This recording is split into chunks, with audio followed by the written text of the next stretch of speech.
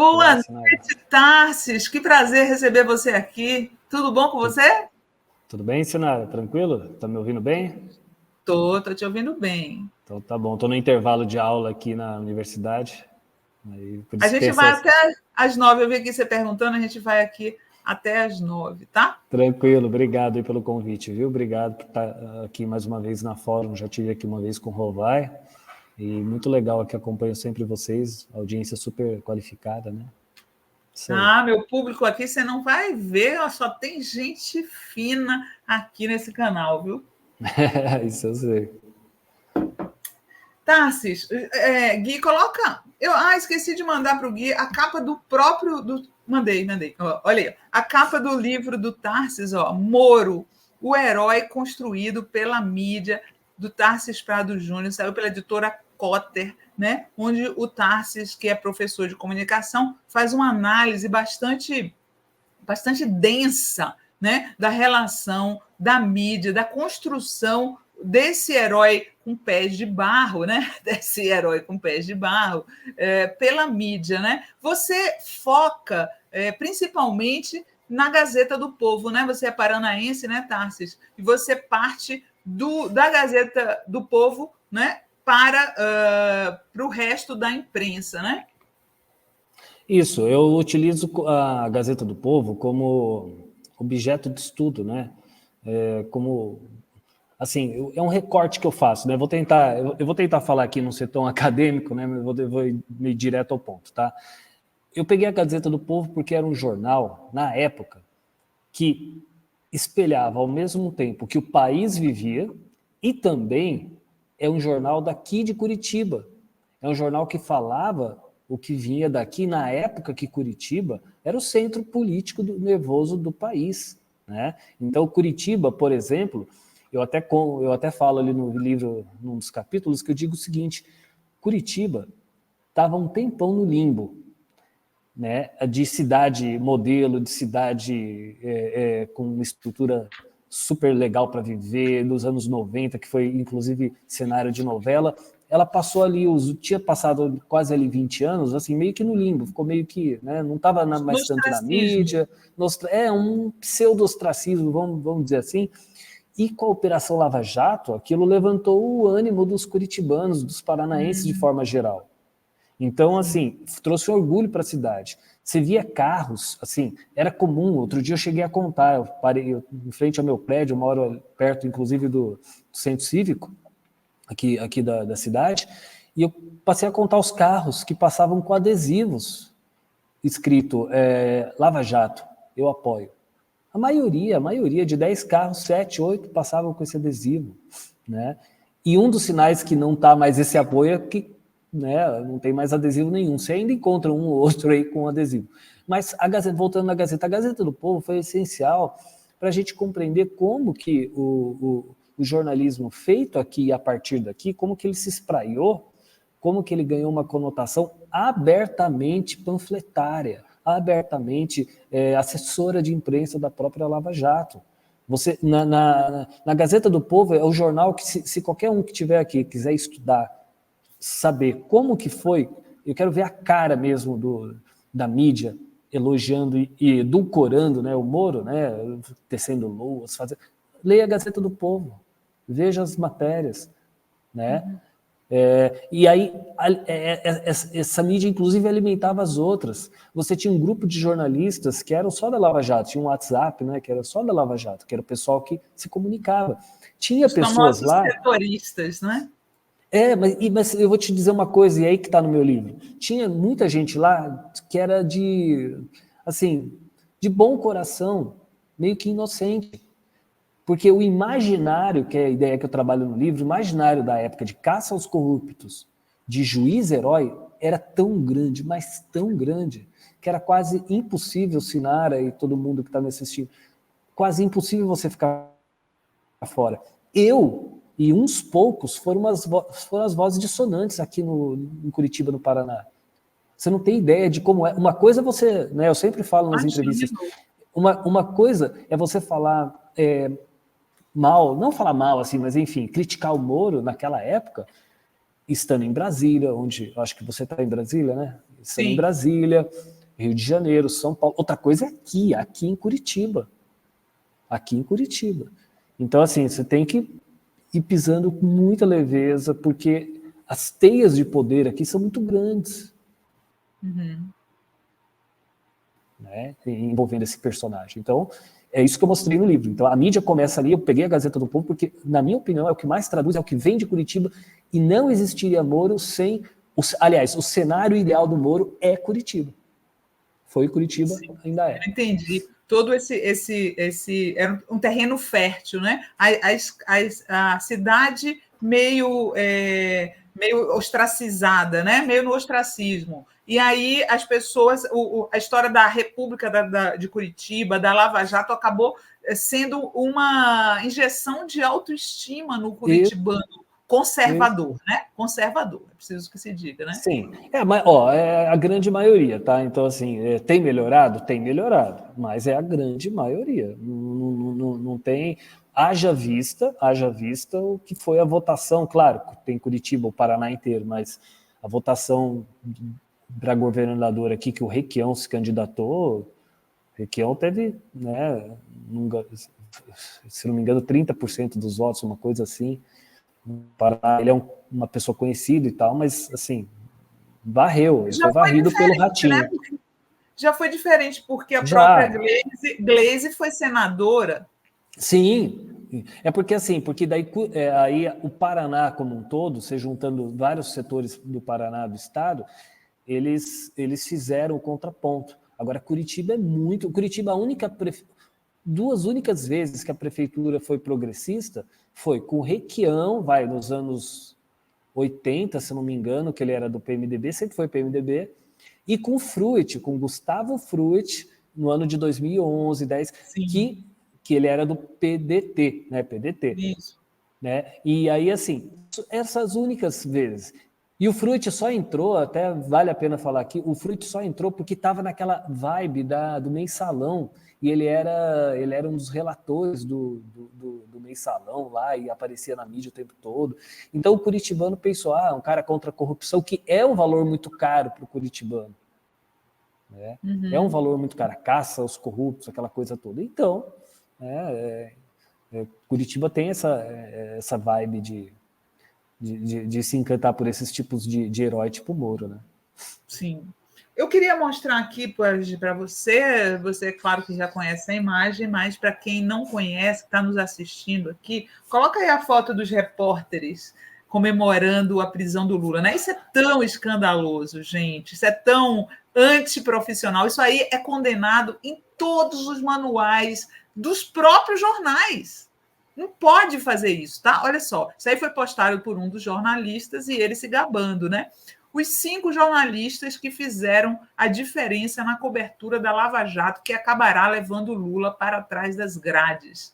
Da esquerda para a direita, Vladimir Neto, da TV Globo, Ricardo Brant, do Estadão, André Guilherme, do Valor, este que vos fala, Germano Oliveira, da Isto É, e Flávio Ferreira, da Folha de São Paulo. Faltaram outros grandes repórteres, como Fausto Macedo, do Estadão, Cleide Carvalho, do Globo. Essa turma é da pesada e se reuniu hoje na sede do TRF4 em Porto Alegre, quando os desembargadores condenaram Lula por 3-0 a 12 anos e 1 mês de cadeia. Ainda dá para confiar na justiça. Então, assim, há uma imprensa que se diz imparcial e estão aí os principais repórteres que fizeram a cobertura da Lava Jato, celebrando abertamente a condenação do Lula, né? Isso aí reforça muito essa concepção que você estava falando, Tarsis, de que... Estou falando certo o seu nome? É Tarsis mesmo? Tá certo, certinho. De que os repórteres, os setoristas da Lava Jato, eles atuaram bastante como assessores de imprensa da Lava Jato, né? Principalmente porque eles pegavam o material do Moro e dos procuradores e não apuravam nada. Eles simplesmente davam uma notícia como se fosse um furo, como se eles tivessem feito investigação. Eles não fizeram investigação nenhuma, eles só tinham proximidade com a fonte. E aí a fonte passava para eles e eles reproduziam igualzinho como receberam no jornal, né, Tá? Exatamente, uma vergonha total para o jornalismo. Inclusive, um desses, eu estava lembrando, olhando a foto, né? Eu já tinha visto essa foto, claro. Um desses repórteres aí eu conheço, estudou comigo até, eu lembro dele. É Né? chato. Enfim. É Então, chato. Para mim é chato falar de colega assim, mas o fato é que essa turma aí fez um jornalismo porco, caramba! Porco! assim, é o mínimo que a gente pode dizer hoje, né? Na época a gente dizia isso. Hoje a gente já vê com tudo que a Vaza Jato mostrou, com o que o Tony Garcia está dizendo agora, né? A gente está vendo mais coisas. Claro que na época a gente não tinha essa dimensão, mas desconfiava muito. Claro Sim. que eu, em nenhum momento, mas nenhum momento, eu me surpreendeu o que foi falado do Moro, nada, nada, nada, né? O que talvez eu achava do Moro era assim, eu tinha dúvidas se ele ia. Eu achava que ele ia parar ali no STF, né? Mas eu não tinha. Me surpreendeu Uhum. essa sanha de ir para a política e tal. Mas fora isso, o resto eu não me surpreendi. Esses jornalistas fizeram um mau jornalismo, eles não desvelaram, né? O jornalista tem que ter o papel de desvelar, tirar o véu do que está encoberto, jogar a luz, fazer vir energia aquilo que está ali dentro, né? Vira a luz. As pessoas têm que ver o que está acontecendo. E naquela época, Sinara, ninguém via, ninguém fazia, porque, como estava no próprio livro do Paulo Henrique Amorim, né, que ele conta lá o conselho que o Roberto Marinho dava para como editar o Jornal Nacional, né, para o Armando Nogueira, ele dizia que o mais importante do Jornal Nacional não é aquilo que ele mostra, mas o que ele esconde. Então, esses jornalistas, na época, fizeram, né, seguiram o manual do Roberto Marinho, né, uns 30 anos depois, escondendo todas essas coisas. E os poucos, dentre eles vocês aqui na Fórum, você, né, na época o socialista Moreno, né, se não me engano, e as poucas pessoas que levantavam falando disso eram massacradas, eram inclusive gente na esquerda, né, que também acreditava que ele era herói, corrupção. Um herói de barro, né, pé de barro, e ainda bem que o Tony Garcia tá aí para falar. Né? Olha só, eu quero mostrar mais uma foto aqui, ó. Olha só, foto do livro de um desses repórteres, que é Tive filho que da ler Miriam. isso aí. Eu quero depois eu pegar a sua opinião. Vladimir Neto, Lava Jato, o juiz Sérgio Moro e os bastidores da operação que abalou o Brasil. Olha só, Vladimir Neto, filho da Miriam Leitão, né? No lançamento, o Sérgio Moro foi com a mãe, foi e ele e a mãe estavam lá e cumprimentaram o Sérgio Moro. Coloca a foto do Moro com a Miriam e o Vladimir Neto, por favor, Gui. Olha aí, ó. Saiu no lançamento do livro prestigiado pelo Sérgio Moro.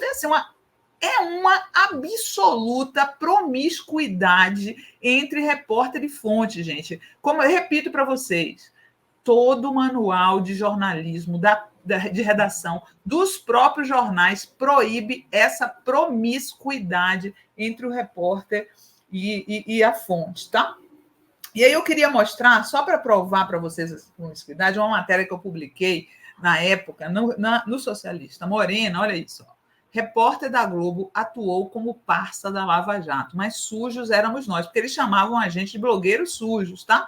É lamentável que jornalistas tenham descido tão baixo, jogando sua ética na lama para agradar os patrões e ascender profissionalmente. Aí tem, durante a Vaza Jato, uma conversa entre o Deltan Dallagnol e o Vladimir Neto, o filho da Miriam Leitão, que é o autor do livro, onde o Deltan pergunta para ele assim: você acha que temos que fazer nota sobre a condução coercitiva? E ele responde: não. É assessor de imprensa mesmo, tá? Não é uma figura de linguagem. E o cara simplesmente, o Deltan, consulta o repórter da Globo sobre se ele deve ou não fazer uma nota sobre a condução coercitiva. E depois não opina. Para quê? Não vejo o que vocês poderiam ganhar com isso.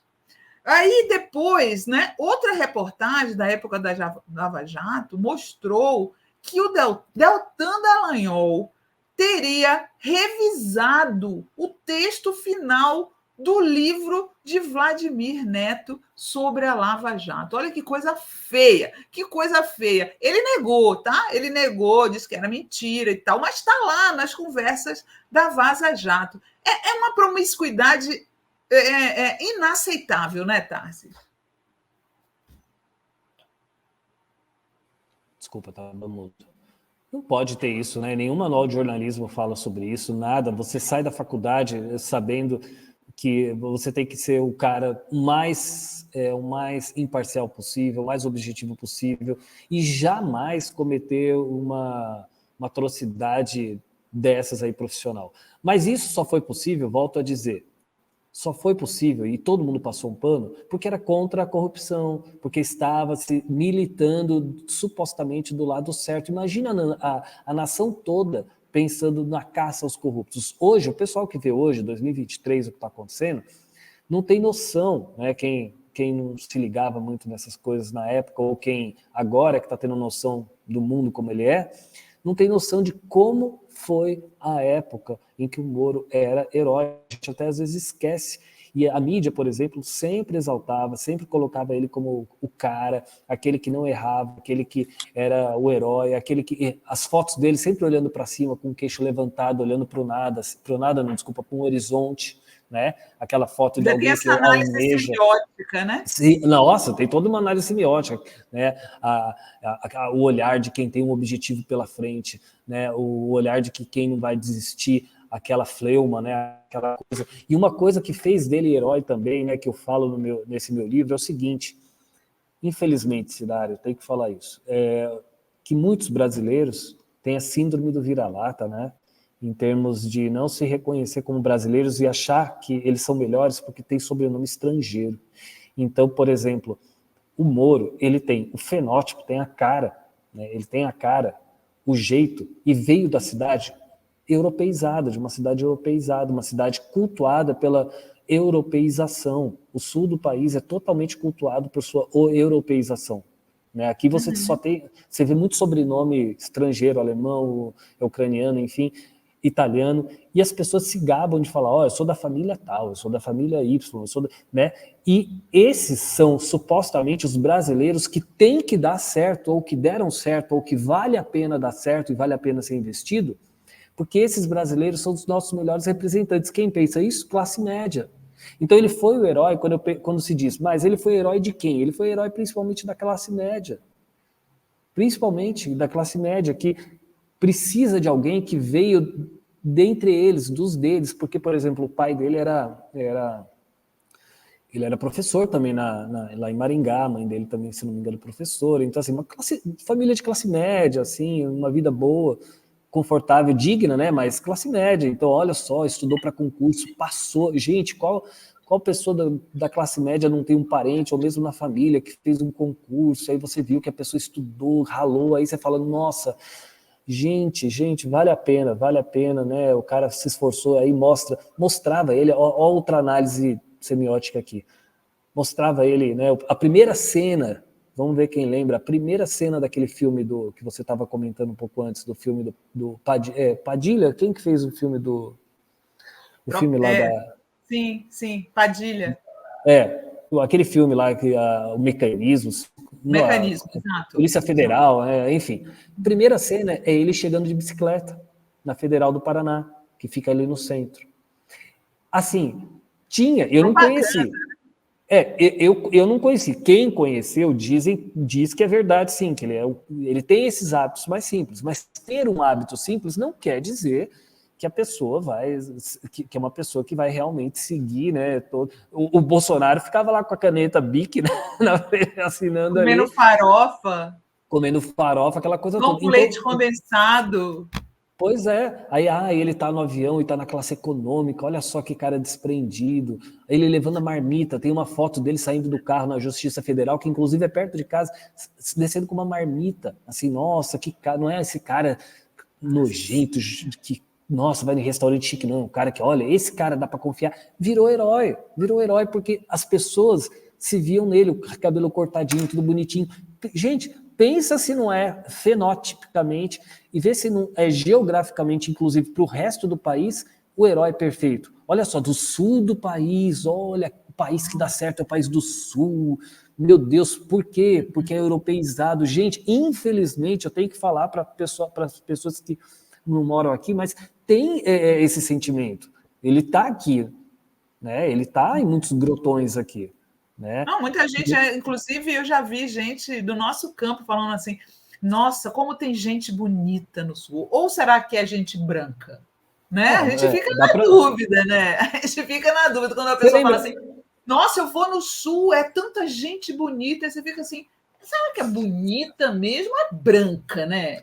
Você lembra, Sinara? Você lembra daquele senador Mão Santa, né? Do Piauí? Sim. Uma vez lá na tribuna, ele virou para o Cibá Machado, que era um senador lá do PT do Acre, se eu não me engano, e da tribuna ele falou assim: eita, Cibá Machado, cara esperto, foi arrumar um casamento com uma moça lá do Rio Grande do Sul para melhorar a raça. Falou assim. O Mourão também falou. O Mourão também falou. Melhorar Exatamente. a raça. Meu melhorar Deus. A raça. Então, ó, aí estão falando aqui, ó, a Denise falando, Moro não é bonito. Não, é assim, se questão de beleza, né, até é relativo, mas ele parece, né, aquela coisa que mostra que, nossa, é um cara que, ó, não tem o jeito brasileiro. Infelizmente, muita gente tem nojo do ser brasileiro, né, daquilo que vem. E os preconceitos contra o nordestino, né? Ah, o cabeça chata e não sei o que, nada disso seria aplicado ao Moro, né? É isso que ele está falando. Isso. Assim, se fosse alguém do outro estado, não teria a força, teria força, mas não a força que teve vindo de Curitiba, vindo daqui dessa região sul. Sim. Olha só, o Estevão Cardoso está falando aqui, esses dias vi uma pilha de livros do Moro naquelas vendas de shopping, R$5. E estava lá cheinha. Isso que estamos em Curitiba. Muito bom, Estevão. Isso aí eu estou curiosíssima para saber o que o Tarsis Prado achou do livro do Vladimir Neto sobre o Moro. Que tal? Eu quero sua crítica, sua crítica. É uma, como a gente chama aqui, uma hagiografia, né? Ou seja, uma biografia de um santo, né? Ali não tem, né? A geografia, com H, né? A biografia de um santo. Então, assim, não tem nada de jornalista ali, nada, absolutamente nada. Aquilo que tem é literalmente uma biografia para fazer uma louvação a um herói da própria época, né? Não faz nenhum contraponto, absolutamente nenhum contraponto ao que estava, né, sendo dito na época, e assim, uma leitura pobre, uma leitura assim, que você parece que está lendo aquele livro das borboletas, O Caminho das Borboletas, da Adriane Galisteu, logo que você, né, lembra que ela lançou o livro, O Caminho das Borboletas, né, eu e o Senna, né? Você leu o da Joyce Hasselman também? Li. Qual que é pior? Eu acho que o do Vladimir é pior, consegue ser pior que o da Joyce. Jura?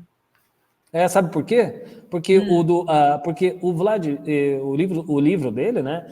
Ele se travestiu, ele queria se travestir de jornalismo. A Joyce já, pelo menos, já foi lá dizendo, né? Já foi tipo abrindo o jogo, entendeu? A Joyce, que era só assim, puxa-saquismo, né? Oi? Que era só puxa-saquismo, né? A Joyce deixou claro que era só puxa-saquismo. Sim, então ela foi honesta nesse sentido. Ela falou, aí conta a história da infância do Moro. A Joyce faz o livro dela, busca lá nos arquivos. O do Vladimir fala mais da Lava Jato, fala das ações dele como herói em si, e a Joyce procura resgatar o herói desde a sua origem, né? Vamos dizer assim. Mas e de leitura, realmente, você fica com raiva nos dois. Só que você queima primeiro, na hora de queimar primeiro, você queima da Globo aí. Olha, o Thales Garrido fez um superchat aqui perguntando: Tarsis, o senhor chegou a perceber na época em Curitiba a estreita cooperação entre a Lava Jato e as autoridades americanas? Não, naquela época não. Até porque, Thales, O meu recorte na pesquisa não foi esse. Então, só para vocês entenderem, estou até com o livro aqui, ó, Moro Herói Construído pela Mídia, né? Uhum. O meu recorte foi a relação com a mídia. Então, eu ouvia, sim, você vai estudar o Moro, você ouve um monte de coisa sobre o Moro, né? Então, assim, mas você vai tirando, isso serve, aquilo não serve. E esse livro, ele é fruto de uma tese de doutorado. Então, eu passei 3, 4 anos estudando a relação do Moro com a mídia, entendeu? Então, assim, até hoje, inclusive, eu acordo, vivo, sempre o Moro tá junto, o Moro. Eu fico pensando no dia que ele vai sair da minha presença aqui, mas ele já é um encosto que está desde 2016 comigo. Entendeu? Mas eu não percebi, desculpa, eu não fui atrás na época, tá? Porque o recorte era a mídia, aquilo que eu sei falar. Eu não posso dizer o que eu não tô a par. A Veranice Ferreira está falando aqui, haja estômago para ler o livro da Joyce e do Vladimir Neto. Olha só, eu queria mostrar também uma matéria que saiu na época no Intercept, da ex-assessora do Moro. Essa entrevista é muito sintomática Maquiavelli. do que aconteceu da relação promíscua entre a mídia brasileira e a Lava Jato, tá? Entrevista à imprensa comprava tudo. A assessora de Sérgio Moro, por 6 anos, fala sobre a Lava Jato. Era tanto escândalo que as pessoas não pensavam direito. As coisas eram simplesmente publicadas. Eu vou dizer para vocês que, como jornalista, isso aí é totalmente antijornalístico, tá? Não é assim, você pega o negócio e publica, você pega o negócio e publica. Não, não é assim que funciona, não. Mesmo você tendo recebido da fonte, você tem que checar, né, Tarsis? Pelo amor de Deus, gente. Era Cristiane Maquiavelli. O nome dela era Cristiane Maquiavelli. Isso daí eu coloquei no meu livro na época, eu estava já fechando, e aí veio essa denúncia, e foi super legal, porque coroou tudo que eu estava falando até então, e ela colocou ali. Eu tentei até ir atrás dela, não consigo, eu acho que ela sumiu mesmo. Olha só, acho que ela sumiu. Então, assim, você vê que a Lava Jato foi deixando sequelas, né, em quem passou por ela. Sabe? Parece aquelas coisas, aqueles filmes, né, de terror que a gente fala, né? Que fulano participou do filme O Exorcista, olha o que aconteceu. Né? Não tem aquelas coisas, o Poltergeist, a menina que fez o Poltergeist, hoje em dia, olha só o que aconteceu. Parece que é uma coisa assim, ela foi deixando sequelas. Né? E aí, assim, hoje a gente está vendo tudo que está vindo à tona, principalmente com o Tony Garcia, que está trazendo aí as coisas, que é a matéria de hoje, né? Que vocês estavam falando. E eu espero que haja justiça, né? Eu acho que porque a justiça não pode ser, que até o meu projeto novo agora, ela não pode ser espetáculo, Sinara. Sim, é verdade. A justiça, ela tem que ser neutra, ela tem que ser discreta, ela não tem que aparecer, não tem que ficar fazendo festa, o juiz não pode ficar aparecendo, o juiz fala nos autos, está até na lei da magistratura, Lomas, né? Tem que falar nos autos. Não posso ter um cara assim, dando coletiva, falando não sei o que, não pode, porque o risco, a vaidade, né? A vaidade é um dos grandes pecados aí. O risco dele ser um novo Moro é grande. Né? Eu fico preocupado agora com esse ministro aí que tomou posse, então, no STF, então, né, é difícil.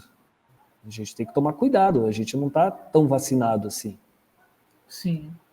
Olha só, o Renato Coloto está falando aqui, desde o começo eu já tinha asco daquele Mussolini com voz de marreco.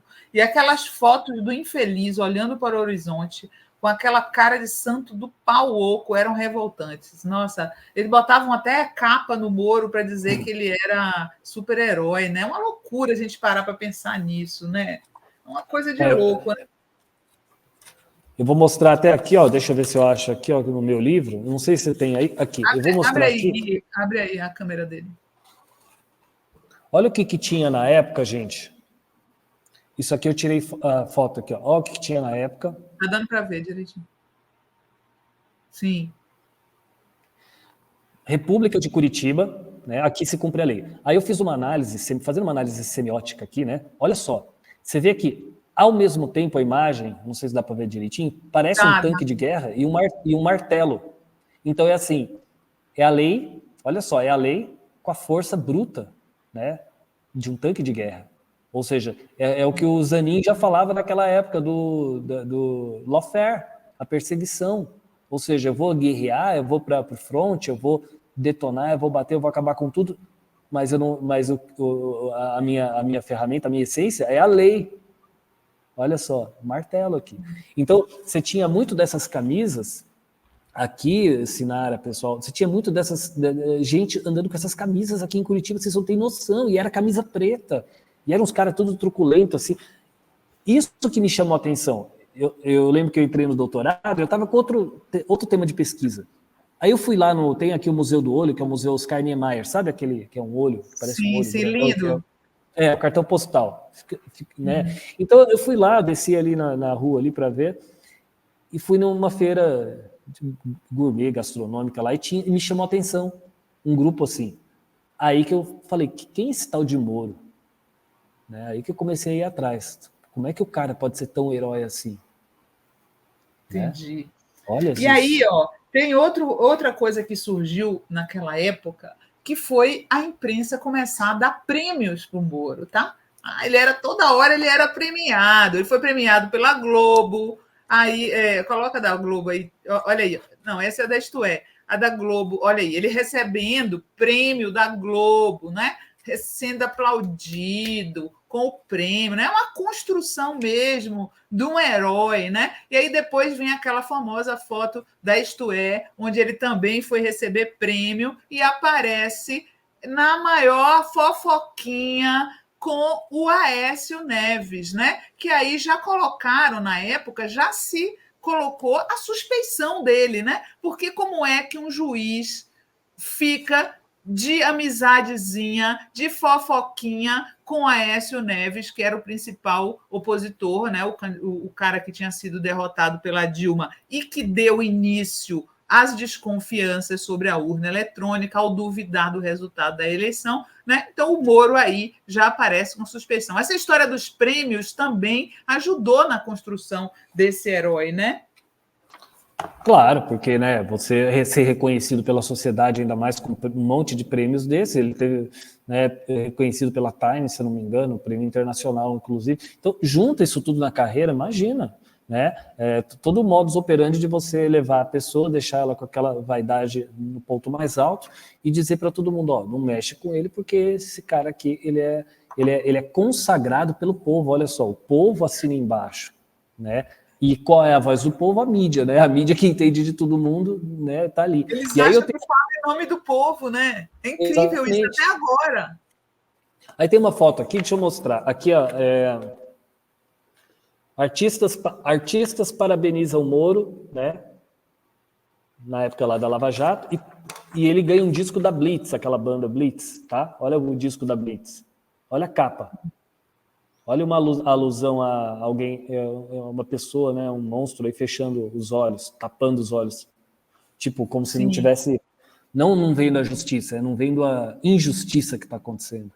Fechando os olhos para a verdade, fechando os olhos, né? Ou seja, pode tocar, pode cantar essas músicas aí, porque o que está acontecendo é que você não está vendo a verdade, você não está vendo o que está acontecendo. O fato da imprensa construir essa imagem de herói para o Moro fez com que muita gente se enganasse com ele, né? Essa é a verdade. Os próprios artistas fazem essa, né? Apareceu muita gente puxando o saco do Moro, né? Vamos ser francos. Foram levados a isso justamente por essa construção midiática, né, Tarsis? Com certeza, porque assim, pensa bem, na época, tudo bem, eu estudava isso e estava dentro. Mas pensa quem está fora. Vamos fazer um exercício de quem não está ligado nisso. Você vê um artista ali, você vê o jornal falando, você fica encantado. Então, por exemplo, o próprio Marcelo Serrado, que foi um cara que interpretou o Moro, hoje ele se diz arrependido. Eu vi lá, ele se dizendo arrependido. Sim. Um outro que também... o Dinho do Capital Inicial, também se disse arrependido. Ele veio num show aqui em Curitiba e saudou o Moro, também se disse arrependido. Né? Cada um por suas razões, mas também se disse arrependido. E aqui tem muita gente, né? Muita gente. Por exemplo, eu lembro que eu participei assim que eu lancei o livro, eu participei de um programa lá com o Panúzio, na TV Democracia, se não me engano. E aí ele mesmo falou para mim, ele falou, olha, Tarso, Fábio Panúzio, ele falou assim, olha, Tarso, eu vou te dizer que eu era um desses jornalistas que acreditei mesmo. E hoje eu vejo. Ele mesmo disse. O jornalista acreditou porque quis acreditar, né? Vamos ser francos, né? Então, eu dei o benefício da dúvida. Eu entendo que um artista que não tem tanta ligação com política e tal tenha sido enganado aí por esse consórcio midiático em torno. Agora, vamos ser francos, jornalista não se enganou, não. Eu não me enganei. Por que os outros iriam se enganar, né? Assim, a questão, por exemplo, do preparo intelectual do Moro, tá? Que eu até tinha falado, eu só chamo ele de tapado, todo mundo sabe. Porque ele é, obviamente, uma pessoa limitada intelectualmente, né? A gente percebe do jeito que ele fala, que ele tem uma formação ruim, ele fala errado, né? Ele fala conge ao invés de cônjuge, ele comete vários erros de português no Twitter. A formação intelectual dele é capenga. E ele é uma pessoa, digamos, não muito inteligente, né? nas suas construções frasais e tal, o que deixa até muita gente em dúvida de como é que ele conseguiu passar no concurso. Essa é a verdade, né? E assim, para um jornalista, né? A minha mãe, Tarsis, falava do Moro assim, mas esse homem não sabe nem falar direito. Minha mãe, que é uma pessoa que é dona de casa, ela não é uma jornalista. Jornalista? Achar que o Moro era enxadrista? Ah, não, vai.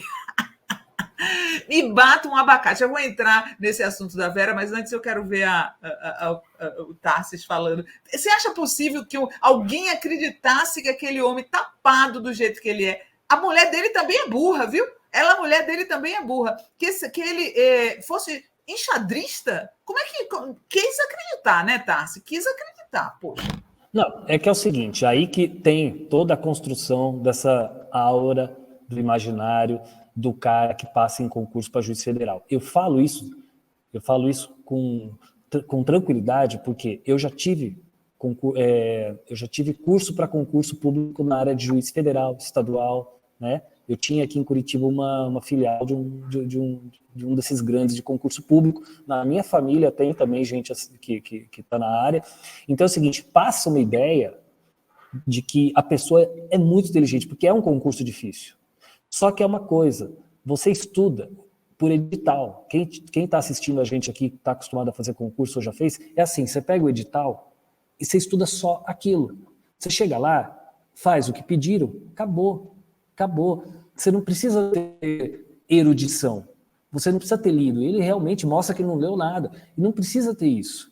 Não precisa, juro que não precisa. Então, uma visão errônea da sociedade, uma visão errônea, de jornalista, inclusive, achar que o cara, porque é juiz, porque é do direito, ele é melhor em todos os níveis. Por exemplo, eu dava aula numa universidade grande aqui em Curitiba, que na mesma sala se encontravam os professores de comunicação e de direito. Os de direito nem cumprimentavam a gente. Era nítida a diferença. E os de comunicação, a maioria tinha uma visão, tinha uma atitude subserviente com os colegas do direito. Em muitas universidades, quem estiver aqui assistindo e já aconteceu, já sabe o que eu estou falando, em muitas universidades, os cursos que são mais agraciados, que são mais bem tratados pela direção, um deles, direito. Então, assim, você cresce, olha só, o jornalista, ele também é uma pessoa que tem ali, ele cresce vendo isso. Então, lógico, ele vai olhar e falar, nossa, esse Moro sabe, e ele não sabe. Eu tive que pegar os artigos dele, que ele escreveu, assim, em revista científica, para ler. Eu que, por exemplo, levantei a bola e descobri lá na tese dele que ele escreveu o texto com um S, agradecendo um cara, obrigado pela revisão de texto, com S. Então, assim, dá para ser, né? É complicado, né? É complicado. Então, só que o nível, infelizmente, Sinara, pessoal todo, o nível está muito baixo, principalmente no judiciário. Haja vista o que aconteceu no STF, naquela sessão lá dos caras do 8 de janeiro, do Pequeno Príncipe, né? É aquilo, gente. Isso é o pessoal que passou na OAB. É dureza. Ó, eu quero mostrar aqui Coloca o tweet da Vera Magalhães do enxadrista. Olha isso, ó, gente. Eu não posso mostrar o vídeo, porque o vídeo é o mais ridículo, né? Que ela fala: todos os dias o Moro chega em casa e tira aquela gravata preta, aquela camisa preta, gravata preta que o Andreasa adora. Já até decorei, porque já vi tantas vezes que o Andreasa adora e vai lá jogar xadrez. Aí ela aqui, ó, dia 24 de abril de 2020, tá? Não foi na época, não, foi depois. Quem já cobriu qualquer escândalo na vida sabe. O que saiu hoje no Jornal Nacional é um aperitivo. Moro sempre foi enxadrista. Já Bolsonaro é jogador de palitinho de boteco, né? A verdade é que o Bolsonaro é muito mais inteligente que o Moro, tá? Estou falando aqui de inteligência, não estou falando aqui de cultura. O Bolsonaro, ele foi. A gente subestimou ele, de burro não tem nada, não. Ele é tosco, mas não é burro, não, viu? E dá nó em pingo d'água, ao contrário do enxadrista da Vera, tá? E aí, a Vera, ela se tornou tão sabuja, vamos ser franco aqui, tão sabuja do Moro e da Lava Jato, né? Que ela cometeu coisas pouco éticas, né? Que eu acho que uma das partes mais questionáveis da Lava Jato foi aquela escuta telefônica, aquele áudio da dona Marisa com o filho, tá? Aquilo ali era um áudio privado, aquilo nunca deveria ter sido vazado e nenhum jornalista que se preze poderia ter divulgado aquilo. A Vera comemorou no Twitter. Coloca o tweet do áudio aí, por favor, Gui. Novos áudios, senhores. Dona Marisa, a Lulinha, né? Não tem uma crase aí que nem existe. A Lulinha. Eles que enfiem essas panelas no pi. Cara, falta de ética divulgar um negócio desse. É uma conversa privada. O Moro divulgou ilegalmente e os jornalistas que reproduziram, ainda mais dessa forma que ela fez, foram antiéticos, tá? Antiéticos. E não à toa, essa postura sabuja acabou rendendo a Vera alguns memes, né? Principalmente esse aqui, que circula muito. Coloca o meme aí, que ela tá no bar com o Moro, né? Pegaram. Essa é clássica. Entendeu? Porque aí você cai como jornalista, né? Você fica desrespeitado porque você causou isso. Então, assim, as críticas que se faz a Vera, não sou a favor de fazer crítica machista a ela, não sou a favor de ataques a ela, a família dela, nada disso. Estou falando aqui tecnicamente, como jornalista, ela abriu brecha para ser desrespeitada porque ela foi antiética e, sinceramente, puxa saco de Moro nessa história. Né, Tarsis? Pois é, não, eu acho que assim, se botar ela, olha, fica um par difícil, né? Ela, o Vladimir lá que escreveu o livro, ela, o Vladimir. Nerval. Nossa, se botar esses aí fica um páreo duro, Mas eu acho que o prêmio vai para ela, porque ela conseguiu se derreter mais, eu acho que ela conseguiu mostrar mais emoção do que os outros. Dá um pouco de vergonha alheia, né? Totalmente. Você fica pensando, você vai dar aula de jornalismo, né? E aí os alunos falam, essa daí é jornalista. Aí você pensa, como? Né? Não é referência para nada, né? É difícil.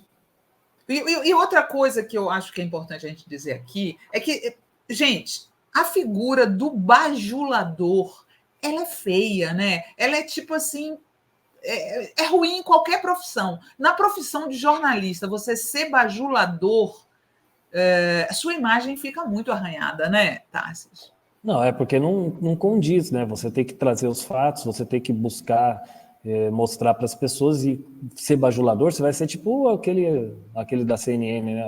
O Garcia, né? Então, né, que agora, não sei se ainda está na CNN, porque aquele sim tinha, você vai virar um cara assim, né? Que andar de farda no meio da rua. No meio da rua não, ele foi de farda, parece que num jantar, né? O pessoal conta. Coisa feia, né? Muito feio. Pois eu teria Não. vergonha. Eu não faria isso com o Lula. Eu adoro o Lula, gente, mas eu nunca vou bajular o Lula, porque o bajulador, para mim, assim, no último, tá nos últimos degraus da escala humana, né? Tanto que é chamado de capacho, né? O bajulador é chamado de capacho.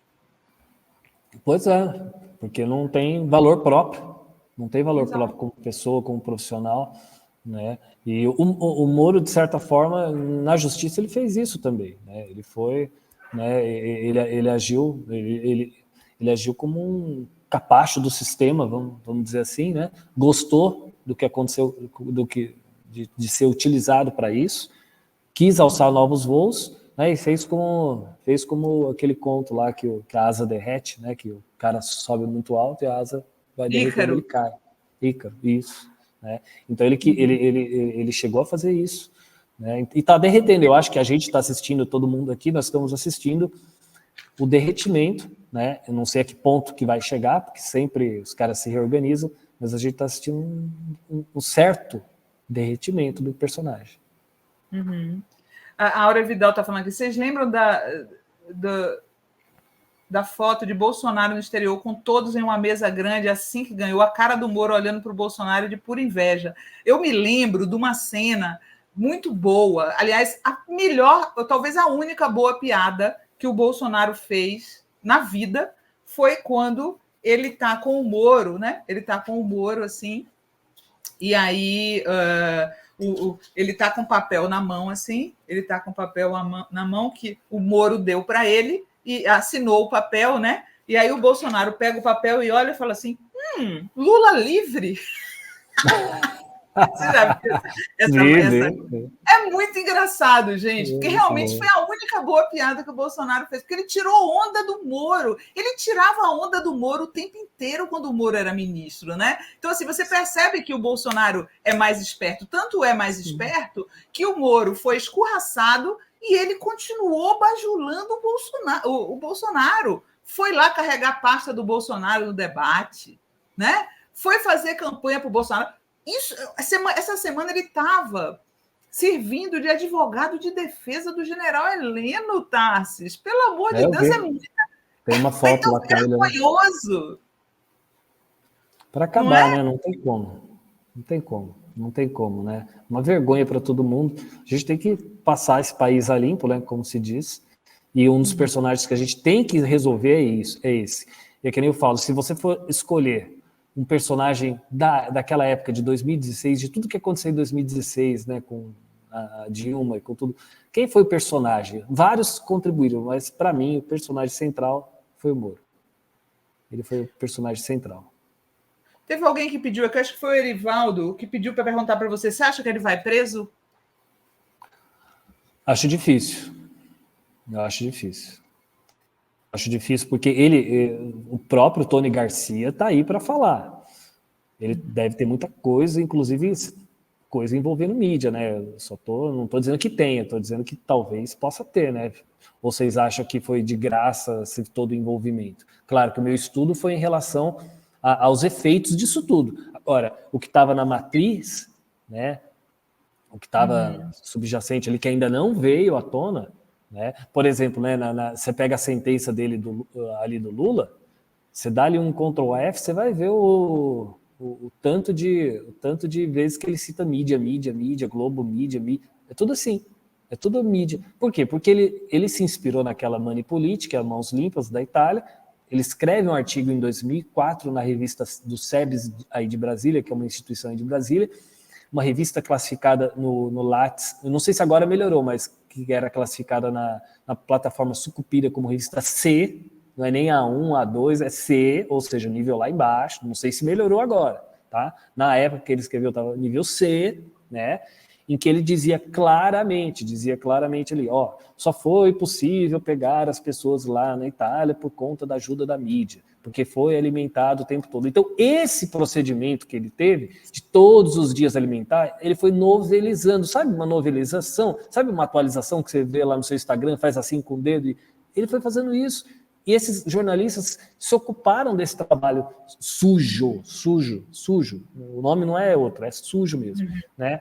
De fazer parte disso. E aí o que é? Todo mundo, todo dia tinha uma novela. Olha lá, qual é o próximo capítulo das 79 fases da Lava Jato? Qual é o próximo capítulo? E o Jornal Nacional dizia, o próximo é esse. Olha só, uma última pergunta aqui para você, antes da gente passar para as dicas, né? Que é claro que o Tarsis veio, como todo mundo, e trouxe as dicas para vocês. Tarsis, o que eu acho incrível depois de tudo isso, depois da gente estar vendo essas denúncias, depois da anulação do processo do Lula, depois das denúncias do Tacla Duran, depois das denúncias do Tônio Garcia, a imprensa continua normalizando o Moro. Tem uma coisa, eles vão lá e ouvir a opinião dele, gente, como se a opinião dele prestasse. É incrível, isso não te deixa indignado? A mim me deixa. Ele vira um sommelier de tudo quanto é assunto, né? Moro, o que você acha né? O que você acha do namoro entre pessoas do mesmo sexo? Moro, o que você acha sobre camarão regado ao molho, sei lá o quê? Moro, o que você acha? Gente, né? Uma coisa que chamou a atenção, olha só, né? O auge da Lava Jato. Uma manifestação que vai ilustrar o que você está falando agora. Uma manifestação de taxistas em Curitiba contra os Ubers, né? Que estava na época começando. A manifestação de taxista, todo mundo sabe, ou quem não sabe fica sabendo, taxista, quem regula é a cidade. Só que os taxistas estavam pedindo ajuda para quem? Para o Batman, para o Moro. Então estavam ali na 13ª Vara Federal, ali na Anitta Garibaldi, todo mundo ali onde tem a avenida, né, Anitta Garibaldi, os taxistas lá. Aí, o que faz o Moro? Desce lá, não sei se ele desce ou chama alguém, conversa com os taxistas e recebe. Ou seja, sabe aquela coisa que não sou fórum para falar disso. Então já eu estava vendo a hora que ia ter briga de marido e mulher, e o cara ia chegar lá, o Moro, é o seguinte, ó, ela falou que eu sou isso. Criança, sabe? Mas agora, Tarsis, agora, depois de tudo isso, ele continua como se ele fosse uma pessoa respeitável para se ouvir a opinião dele sobre o Haddad, sabe? Ele não é uma opinião respeitável, não é. Por isso, você está vendo que por isso que eu ainda estou em dúvida que ele vai ser totalmente derretido, eu ainda tenho dúvida se ele vai ser preso, eu ainda tenho dúvida, eu coloco muitos senões aí, tá? Porque ele foi vencendo. E esse vencimento não é só pelo talento, é pelas relações e conexões que ele tem, principalmente ali dentro da mídia, não é? O Aécio, eu lembro que, depois eu vou até mostrar essa entrevista para minha tia, porque, ó, na época, minha tia falava assim que a Lava Jato era um bem e que eu pegar o Aécio. Eu falei, tia, eu aposto 50 reais com você que não vai pegar. Olha lá, ela tá me devendo 50 até agora, viu, tia? 50 reais que eu falei que o Aécio não ia ser preso. Olha o Aécio sendo reabilitado aí, olha aí. Reabilitado, nojento isso, viu? Célia Soares está falando, Batman é um nojo, odeio, assim como o Moro, amo Coringa. Eu também estou do lado do Coringa. Né? A Miriam Ramos está falando, aquele Diogo Mainardi era apaixonado pelo Marreco. Nossa, era junto, era nojento, viu? Ricardo de Paula, se juntar Vera Merval, Catanhede e Demétrio, não dá um jornalista com credibilidade. Saula Romana, eles ainda tratam o Moro como uma espécie de direita moderada. É uma loucura, né? Bom, gente, a gente já está aqui no final, o Tarso está dando aula, tá? E abriu esse espacinho aqui para a gente. Eu vou trazer para vocês as dicas que ele trouxe para vocês. Ele vai dizer por quê. Coloca a primeira dica dele aí, Gui, por favor. É esse livro aqui, ó, Ricardo Costa de Oliveira, Na Teia do Nepotismo. Sociologia Política das Relações de Parentesco e Poder Político no Paraná e no Brasil. Por que você está indicando esse livro, Tarsis? Porque esse livro mostra muito bem o que é o Brasil, né? Uma verdadeira relação entre parentescos, uma verdadeira relação entre famílias que estão há muito tempo, uma verdadeira teia, né, como, né, o professor Ricardo diz aqui, uma teia em que está tudo fechado, está tudo dominado e que é dificílimo você entrar. São as mesmas famílias há muito tempo que vão aí galgando degrau por degrau nas estruturas, todas na estrutura do judiciário, do executivo, do legislativo. E nesse livro, o professor Ricardo, que é da Federal, aqui do Paraná, ele faz ele faz uma arqueologia de tudo isso. Ele mostra as conexões de todas as famílias. E por que ver o Paraná, né? Ele fez um recorte ali do Paraná, mas isso você pode transportar para o Brasil inteiro, porque é a mesma conexão. Tem personagens aí que tem conexões com personagens grandes do país. Então você vai ver, por exemplo, que assim, aquela coisa da meritocracia, quando você lê um livro desse, você vai ver, não, meritocracia é uma falácia, meritocracia está totalmente bichado, não se sustenta, porque os que estão ali são sempre, né? Aí alguém vai dizer assim, mas e o Ratinho, né, que é o Ratinho que está aqui, que tem o governador pela segunda vez, o Ratinho Júnior. Eles são uma nova, vamos dizer assim, um novo rico, né? Um novo parentesco que está começando a se formar, né? Que está formando já a sua teia de relações, né? Então tem as suas, lógico, tem aqueles novos ricos, os novos parentes que estão entrando no poder. Mas esse livro ele mostra que o Brasil é o Brasil do nepotismo, é o Brasil da rede de parentesco que domina esse país há muitos anos. Capitania hereditária. Isso aí é capitania hereditária. Os herdeiros das capitanias. Quando você pensa assim que um Caiado desses, a família Caiado vem desde a época do Império, com terras no Goiás, Tarsis. É impressionante. Vai passando de pai para filho, depois eles se tornam políticos, eles se tornam juízes, eles se tornam desembargadores. Sim. Que meritocracia nenhuma. O próprio, deixa eu só fazer um parênteses, o próprio Moro, o Moro é parente de juiz aqui, a Rosângela Moro é parente, ela é prima do prefeito aqui do Greca, né? Tem parente no judiciário, em altas instâncias, né? Então, assim, os caras da Lava Jato, eu coloquei no meu livro uma pesquisa que é do próprio professor Ricardo com o núcleo que estuda isso na Federal do Paraná, o NEP, Núcleo de Estudos Paranaense, que mostra ali, eles fizeram uma biografia, né, desse grupo, que agora me fugiu o nome, que tem um nome correto, me fugiu, mas eles fizeram isso e mostraram, todos da Lava Jato têm conexões, todos ali, não tem nenhum outsider, não tem nenhum self-made man, não tem. Olha só, a Helena CP está falando que bela conversa essa imprensa. Cumprimentos e muito obrigada, Sinara e Tarsis. Vaneide Fernandes, boa noite. Em casa, tomando uma geladinha, ouvindo e vendo um papo com gente inteligente é outro nível. O Rui Abreu, que é português, ele está falando aqui, muito bom, faz lembrar os donos de Portugal, levantamento econômico e genealógico sobre as grandes fortunas do país. Gado, faça um pix e comenta, essas conexões realmente são geral. É comum as pessoas perguntarem, de que família você é? É verdade.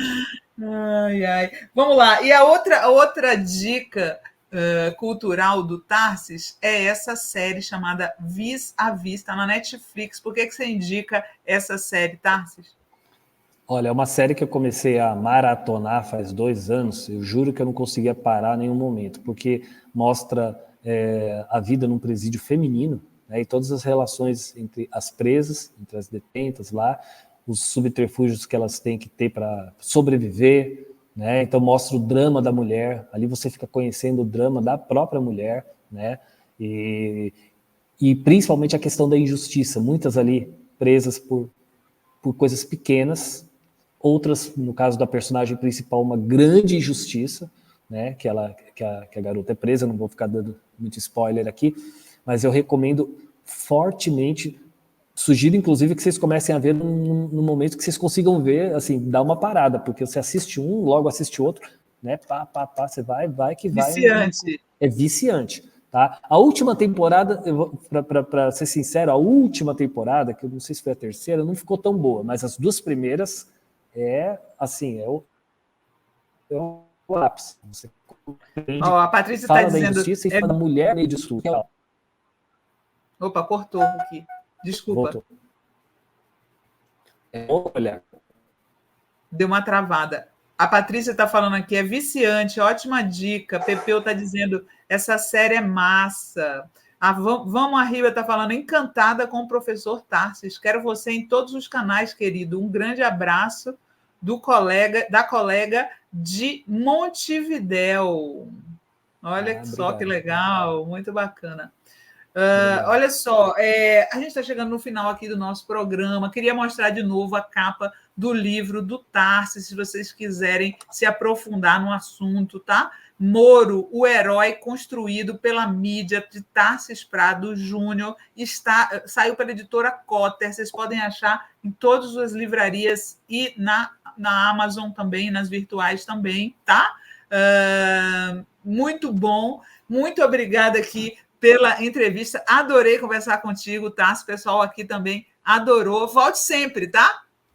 Opa, só chamar que eu tô aí junto contigo, sempre assistir a seus programas aí, eu também gosto muito de te ouvir. Prazer estar com vocês aí. Igualmente. Boa noite, boa aula aí. Obrigada, viu?